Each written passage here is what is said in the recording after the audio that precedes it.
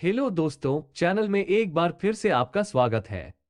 इस वीडियो में हम सप्लाई और डिमांड की कॉन्सेप्ट्स के बारे में बात करेंगे, जो ट्रेडर्स के बीच सबसे लोकप्रिय ट्रेडिंग सिस्टम्स में से एक बन रही है। इसे सबसे अधिक लाभदायक स्ट्रैटेजीज में से एक भी माना जा सकता है। अगर सही तरीके से किया जाए तो कोई भी ट्रेडिंग करने के लिए इसका उपयोग कर सकता है। जैसा कि हम सभी जानते हैं, शेयर बाजार वो जगह है जहां ट्रेडर्स एसेट्स खरीदते और बेचते हैं।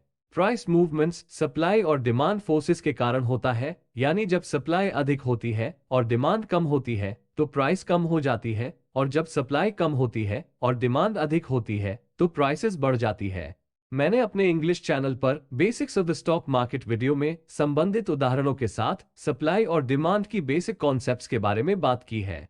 इस कॉन्सेप्ट के बारे में अधिक जानने के लिए कृपया वो वीडियो देखें। एक बार जब आप सप्लाई और डिमांड इन दो फोर्सेस की डायनामिक्स को समझ जाते हैं तो आप किसी भी प्राइस चार्ट पर लगभग हर प्राइस मूव का अनुमान लगाने में सक्षम होंगे। आप एक्सटेंसिव क्वांटिटेटिव एनालिसिस किए बिना और अपने एक्सेल शीट्स में उन सभी डेटा को क्रंच किए बिना स्मार्ट मनी को ट्रैक करने में सक्षम होंगे। इस वीडियो का उद्देश्य आपको मार्केट में सप्लाई और डिमांड में मास्टरी हासिल करने के लिए सभी आवश्यक टूल्स देना है। इस टॉपिक में 3 वीडियो पार्ट्स होंगे। इस वीडियो में आप प्रोफेशनल ट्रेडर्स की तरह मार्केट इम्बैलेंसेस को पहचानने, ड्रॉ करने और ट्रेड करने के बारे में कोर आइडियाज सीखेंगे। आने वाले वीडियोस में हम ये भी सीखेंगे कि ऑड एनहांसर्स का उपयोग करके सप्लाई और डिमांड जोन्स को कैसे फिल्टर किया जाए, जो आपको लो प्रोबेबिलिटी जोन्स को एलिमिनेट करने में मदद करेगा और हाई प्रोबेबिलिटीज ऑफ सक्सेस वाले केवल उन ट्रेड्स को लेने में मदद करेगा। इस वीडियो का ऑब्जेक्टिव आपको इस ट्रेडिंग कॉन्सेप्ट को सही ढंग से इंप्लीमेंट करने में मदद करना है, ताकि आप लॉन्ग रन में लाभदायक बन सकें। यह वीडियो फॉलोइंग टॉपिक्स को कवर करेगा। हम चर्चा करेंगे कि सप्लाई और डिमांड क्या है, फिर हम मार्केट बैलेंस और इम्बैलेंस को समझेंगे। आगे हम सीखेंगे कि सप्लाई और डिमांड जोन्स की पहचान कैसे करें। इसके बाद सप्लाई और डिमांड जोन्स की विभिन्न स्ट्रक्चर्स को जानेंगे।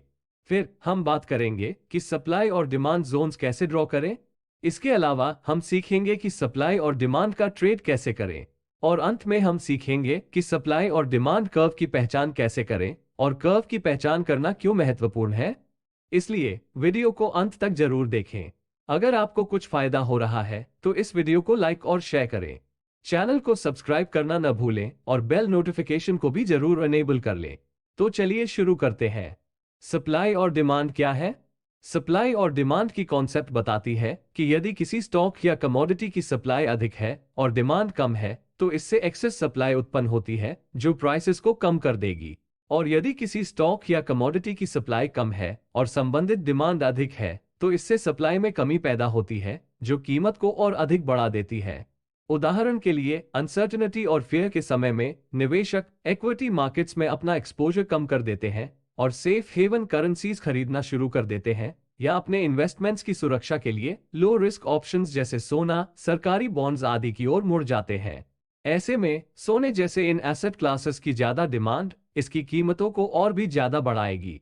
एक और उदाहरण है जब फेड या फेडरल रिजर्व इंटरेस्ट रेट्स में वृद्धि करने का फैसला करता है।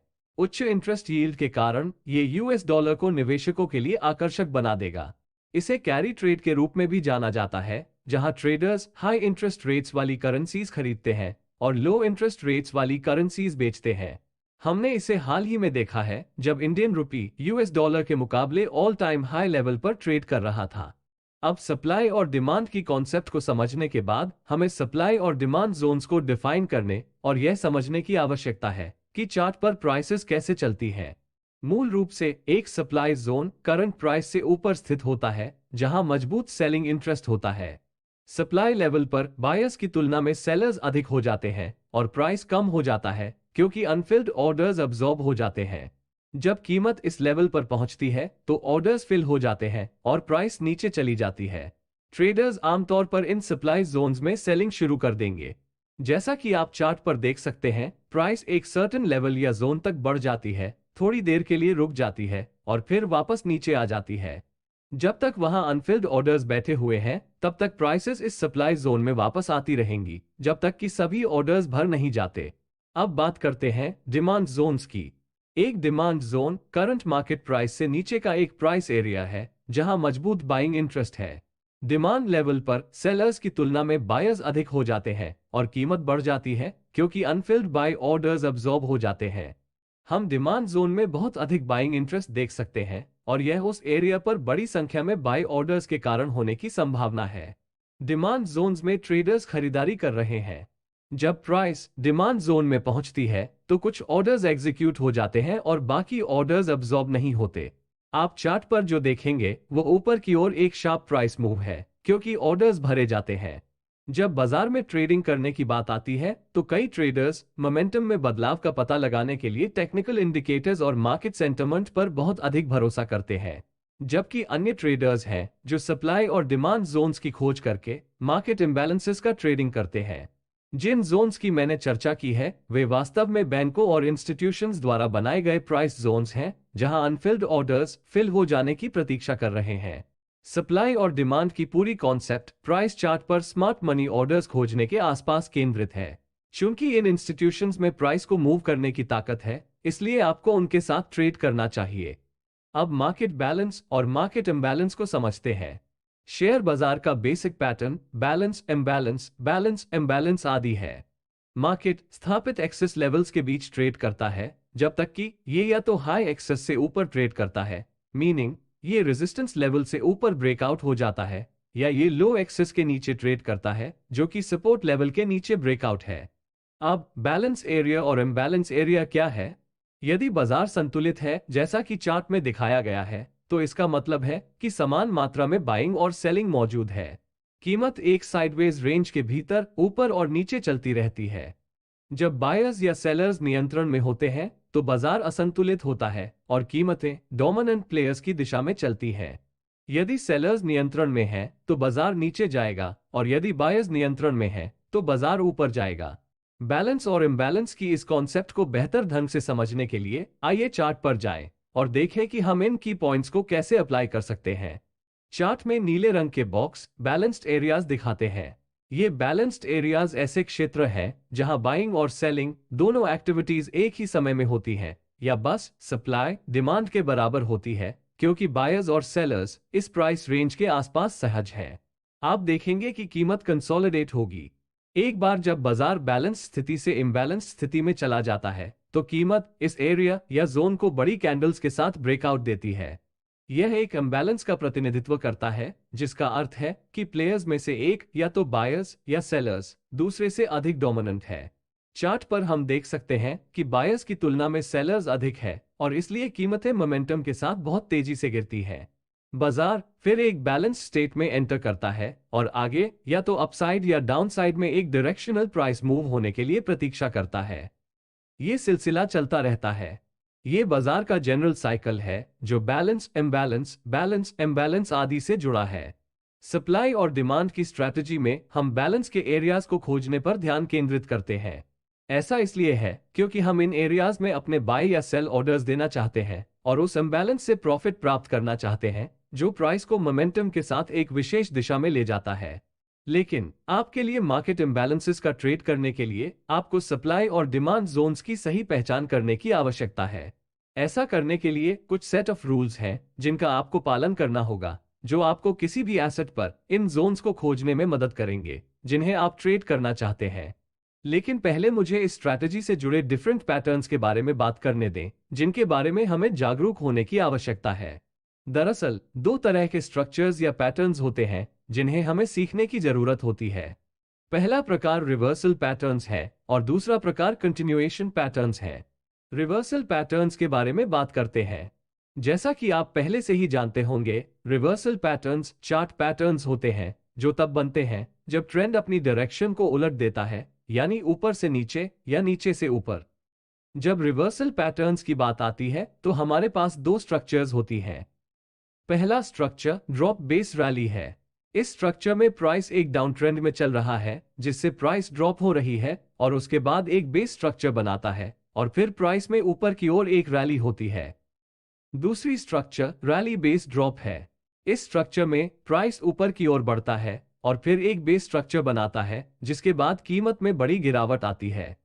ये रिवर्सल पैटर्न्स बहुत मजबूत हैं और प्राइस समय के साथ उनका सम्मान करती है।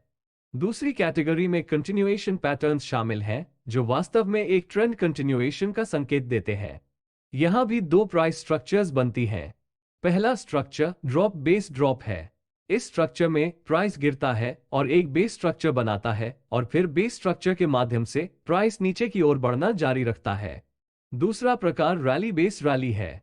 इस मामले में पहले कीमत ऊपर की ओर बढ़ती है और एक बेस स्ट्रक्चर बनाती है, जिसके बाद प्राइस फिर ऊपर की ओर बढ़ना जारी रखती है।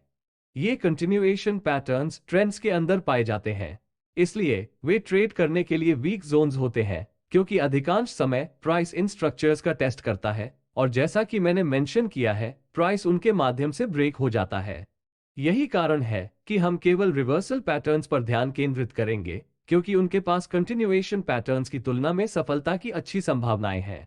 अब उस जानकारी के साथ हम एक सिंपल 3 स्टेप प्रोसेस का पालन करते हुए चार्ट पर सप्लाई और डिमांड लेवल्स की पहचान करने के लिए आगे बढ़ते हैं। पहला कदम सबसे आसान है। हमें बस इतना करना है कि करंट मार्केट प्राइस की पता लगाना है। एक बार आपने करंट मार्केट प्राइस नोट कर लिया, दूसरे स्टेप में हमें ERC टाइप की कैंडल्स को खोजने की आवश्यकता है। ERC का सीधा सा अर्थ है एक एक्सटेंडेड रेंज कैंडल। यह एक ऐसा कैंडल है जिसमें बहुत बड़ी रियल बॉडी होती है, जिसमें बहुत छोटी विक या कोई विक नहीं होती है। यदि रियल बॉडी की लंबाई विक की लंबाई के बराबर है तो यह ERC कैंडल नहीं है। एक बार जब हमने ERC टाइप की कैंडल की पहचान कर ली है और हमारे पास कीमत में ड्रॉप या रैली है, तो अब हमें उस प्राइस मूव की ओरिजिन का पता लगाना होगा। यह ओरिजिन हमारे सप्लाई या डिमांड जोन का बेस बनेगी। बेस वह है जिसकी हमें जोन्स ड्रॉ करने के लिए आवश्यक होती है, जैसा कि हम बाद में इस वीडियो में देखेंगे। आइए एंटायर जोन आइडेंटिफिकेशन प्रोसेस का एक उदाहरण देखें। इस उदाहरण में हम करंट मार्केट प्राइस से शुरू करते हैं और कम से कम एक ERC टाइप की कैंडल के साथ कीमत में ड्रॉप या रैली देखने के लिए बाएं तरफ देखते हैं। एक बार जब हम ERC की पहचान कर लेते हैं, तो हम प्राइस मूव की ओरिजिन की पहचान कर लेते हैं। ओरिजिन वह है जिसे हम बेस कहते हैं। अब जब हम सप्लाई और डिमांड जोन्स की पहचान करना जानते हैं, तो हमें यह सीखने की जरूरत है कि हम अपनी सप्लाई और डिमांड जोन्स को कैसे ड्रॉ करें। लेकिन इससे पहले, बाजार इन दिनों अत्यधिक वॉलेटाइल है और ज्यादातर दिनों में हम सुबह के समय बाजार में गैप अप्स या गैप डाउन्स देखते हैं। लेकिन गैप्स अत्यंत उपयोगी प्राइस एक्शन स्ट्रक्चर्स हैं, जो हमें सप्लाई और डिमांड जोन्स की पहचान करने में सक्षम बनाती हैं। वे ऐसे कार्य करते हैं जैसे कि वे मार्केट इम्बैलेंसेस के संकेतक हों, क्योंकि वे स्पष्ट रूप से इंडिकेशन देते हैं कि बाजार कहां जा रहा है, ताकि हम अकॉर्डिंगली ट्रेड कर सकें। मेरे पॉइंट ऑफ व्यू से गैप्स, सप्लाई और डिमांड इम्बैलेंसेस ट्रेडिंग के लिए लीडिंग इंडिकेटर्स हैं। मैं मुख्य रूप से दो टाइप्स के गैप के बारे में बताऊंगा, जिससे हमें सप्लाई और डिमांड जोन्स को आसानी से पहचानने में मदद मिलेगी। मैंने अपने फ्री प्राइस एक्शन कोर्स में प्राइस एक्शन के नजरिए से गैप्स को ट्रेड करने के बारे में पहले ही एक वीडियो बना लिया है। मार्केट गैप्स के बारे में गहराई से जानने के लिए आप वो वीडियो देख सकते हैं। तो एक जेंटल रिमाइंडर के रूप में, एक गैप दो कैंडलस्टिक्स के बीच एक खाली जगह है, जहां कीमत पिछले कैंडल के क्लोज होने से या तो बढ़ती है या गिरती है और बीच में कोई ट्रेडिंग एक्टिविटी नहीं होती है। वे बड़ी सप्लाई और डिमांड के असंतुलन का भी रिप्रेजेंटेशन करते हैं, जहां या तो सप्लाई डिमांड से अधिक हो जाती है या डिमांड सप्लाई से अधिक हो जाती है। ये हमारे लिए महत्वपूर्ण है क्योंकि ये दर्शाता है कि प्राइस चार्ट पर इम्बैलेंस कहां स्थित है।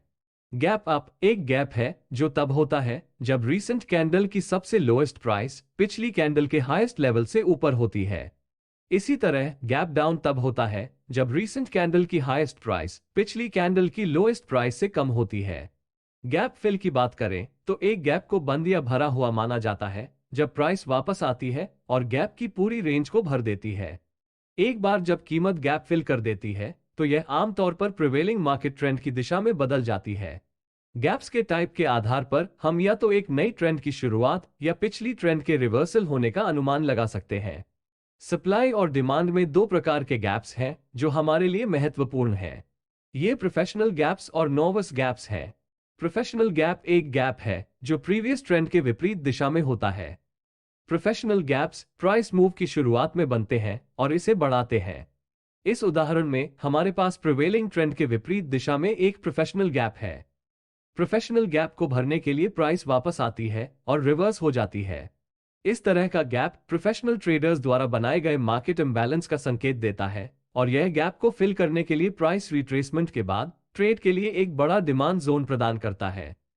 दूसरी ओर नॉवस गैप एक गैप है जो प्रिवेलिंग ट्रेंड की दिशा में होता है। एक नॉवस गैप ट्रेंड के अंत में बनता है जो एक प्राइस रिवर्सल की ओर जाता है। यह उदाहरण दिखाता है कि प्राइस चार्ट पर नॉवस गैप कैसे बनते हैं। जैसे जैसे प्राइस में वृद्धि हुई, प्रिवेलिंग ट्रेंड के समान दिशा में एक गैप पैदा हुआ, लेकिन फिर प्राइस वापस नीचे रिवर्स हो गया।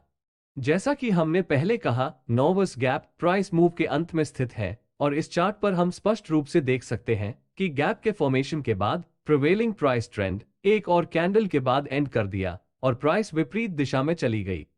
यह भी ध्यान दें कि हमारे पास एक जोन है जहां रिवर्सल शुरू हुआ। सप्लाई और डिमांड का ट्रेडिंग करते समय इन दो प्रकार के गैप्स को समझना महत्वपूर्ण है, क्योंकि वे हमें एक महत्वपूर्ण जानकारी देते हैं कि बाजार आगे कहां जाने को तैयार है। अंत में अब हम सीखेंगे कि इन सप्लाई और डिमांड लाइंस को चार्ट पर कैसे बनाया जाए। सप्लाई और डिमांड जोन्स को ड्रॉ करने के लिए हम दो लाइंस का उपयोग करते हैं जिन्हें हम जोन्स के बेस के ओर रखते हैं। पहली लाइन को डिस्टल लाइन और दूसरी को प्रॉक्सिमल लाइन कहते हैं। सप्लाई या डिमांड जोन्स बनाने के लिए दोनों लाइंस को बेस के ओर रखा गया है।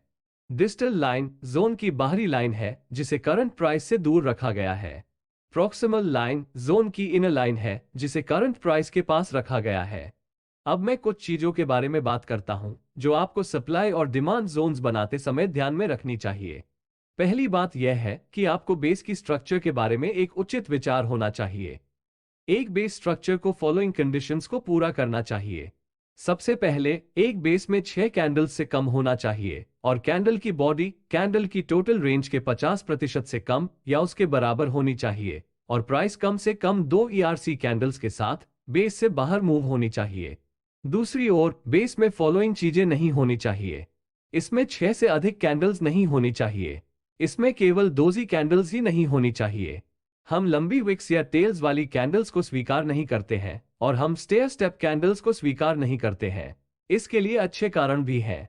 उदाहरण के लिए, यदि बेस में 6 से अधिक कैंडल्स हैं या केवल डोजी कैंडल्स हैं तो हम इसे इग्नोर कर देते हैं। हमें एक बेसिंग स्ट्रक्चर खोजने की आवश्यकता है जिसमें 6 से कम कैंडल्स हों। अधिक कैंडल्स और केवल डोजी कैंडल्स का सीधा सा मतलब है कि सप्लाई डिमांड के बराबर है और अधिकांश ऑर्डर्स भरे हुए हैं।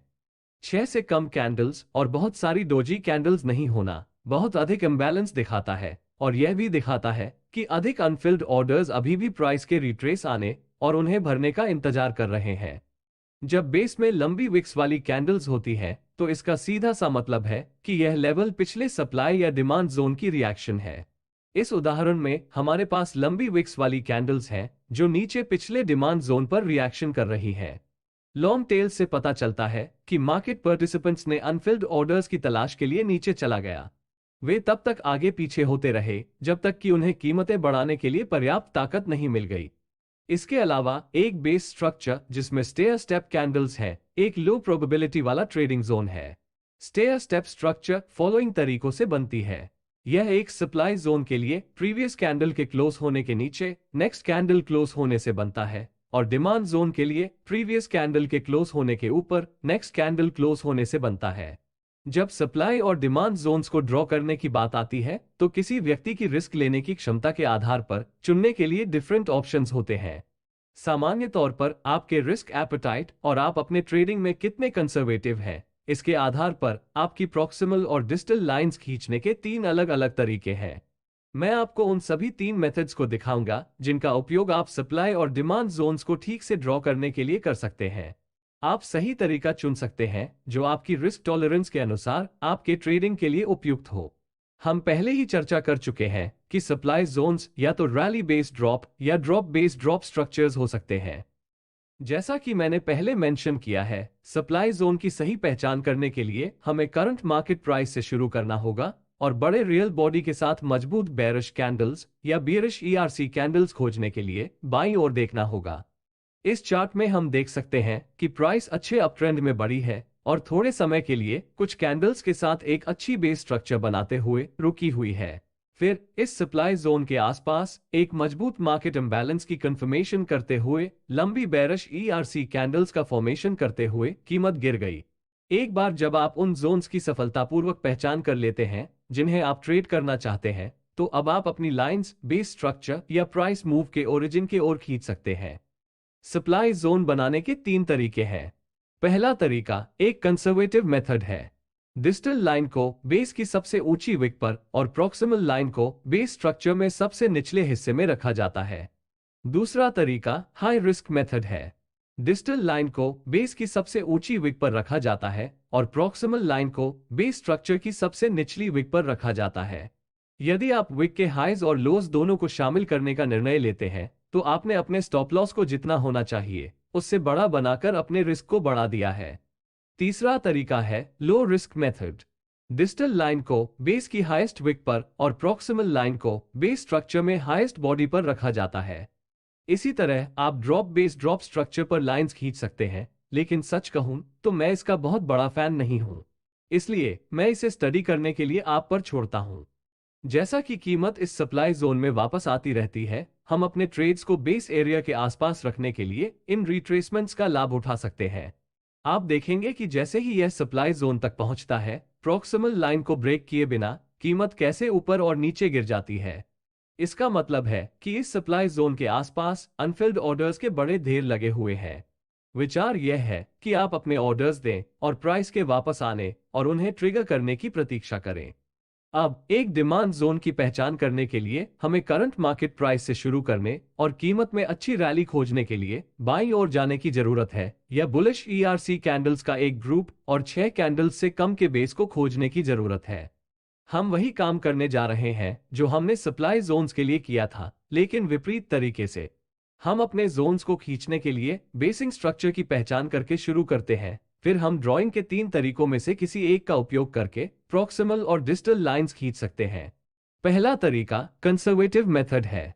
यहां डिस्टल लाइन को बेस की सबसे निचली विक पर रखा गया है और प्रॉक्सिमल लाइन को बेसिंग स्ट्रक्चर में हाईएस्ट बॉडी पर रखा गया है। दूसरा तरीका हाई रिस्क मेथड है। डिस्टल लाइन को बेस की सबसे लोएस्ट विक पर और प्रॉक्सिमल लाइन को बेसिंग स्ट्रक्चर की हाईएस्ट विक पर रखा जाता है।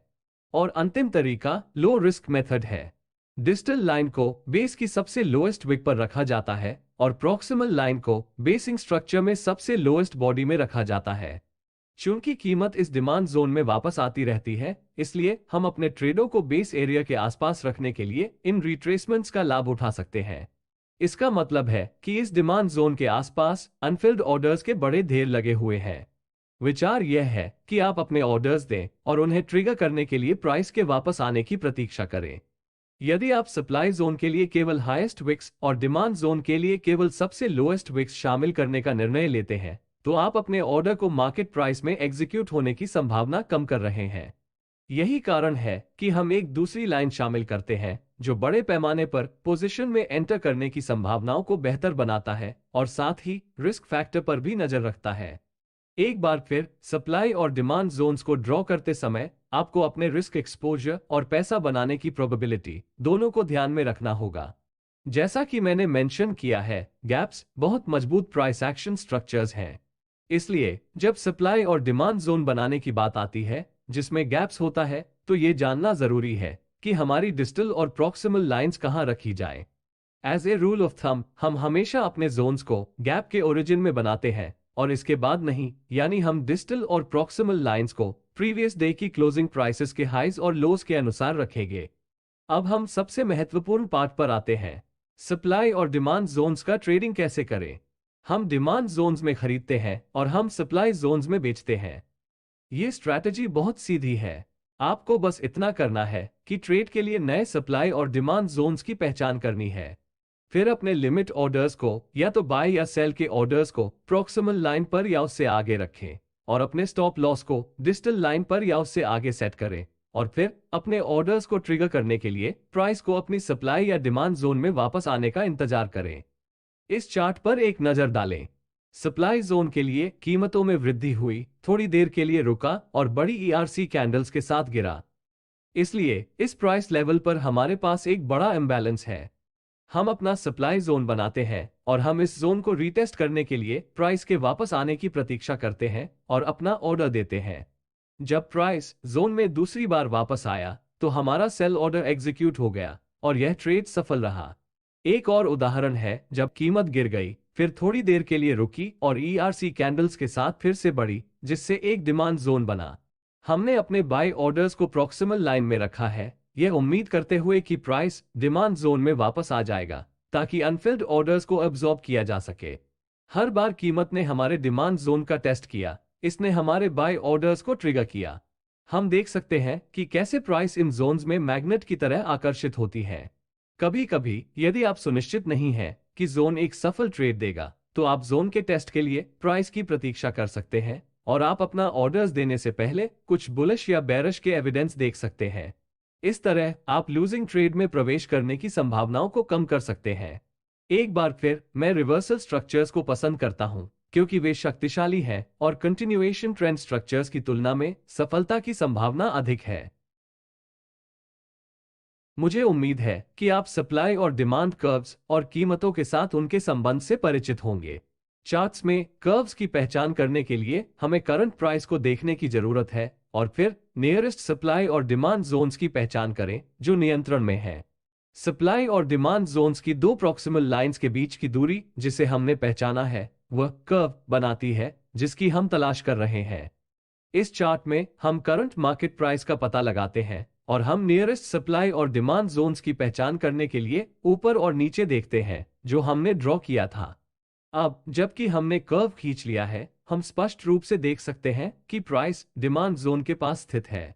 हम कह सकते हैं कि price is low on the curve. जब प्राइसेस कर्व पर लो स्थित होती है तो हमारा इनिशियल बायस केवल खरीदने का होना चाहिए। चूंकि कीमतें कम हैं लेकिन डिमांड अधिक है, इसलिए प्राइसेस में इंक्रीज की काफी संभावना है। फॉलोइंग उदाहरण में price supply zone in control के पास स्थित है।